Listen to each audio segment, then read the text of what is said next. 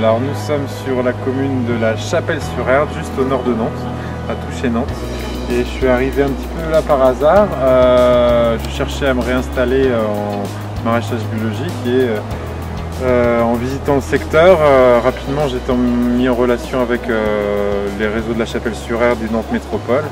Et par ce biais-là, j'ai trouvé une petite structure d'1,5 hectare, enfin une prairie d'1,5 hectare sur lequel j'ai pris le pari de me lancer, de produire du maraîchage biologique. Donc là on est sur des sols relativement lourds, donc ça veut dire que je ne vais pas pouvoir produire rapidement dans la saison. C'est des sols un peu froids, c'est une locomotive, des sols argileux. Donc ça veut dire que je vais commencer ma saison début juin avec des légumes de saison. Donc ça passe de la salade à la courgette, au poireau, à la pomme de terre, aux carottes, tomates, aubergines, enfin les légumes de saison. Donc on est sur une quarantaine de variétés de légumes.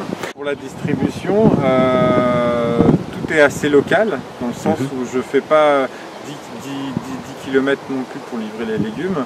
Donc je livre dans un rayon de 5 km des lycées, des collectivités locales, des cuisines centrales, des petites échoppes ou d'autres producteurs en tampon pour ouvrir prochainement une vente directe aux consommateurs directement sur site, sur l'exploitation. Là, au centre-ville, le centre-ville de Nantes, c'est un quart d'heure, 20 minutes, c'est-à-dire que je suis à toucher à 2 km des quartiers Nantes-Nord. Donc en 20 minutes je suis en centre-ville. Donc les ponts sont effectivement possibles pour les habitants de Nantes et Nantes centre aussi également. Et je sais qu'il y a des navettes de bus qui peuvent s'organiser et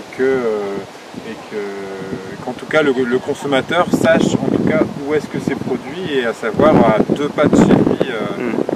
L'idée c'est effectivement il y a une telle proximité de cette structure-là agricole avec ces quartiers nord-là qui sont plutôt délaissés en termes d'alimentation saine.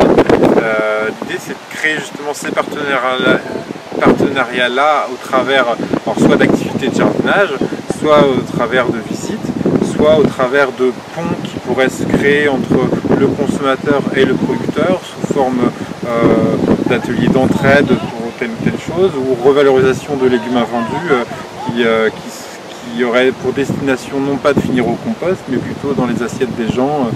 Effectivement, il y a des marchés, il y a suffisamment de consommateurs sur Nantes-Nord, en tout cas très proche de la structure pour faire vivre cette structure-là le plus longtemps possible.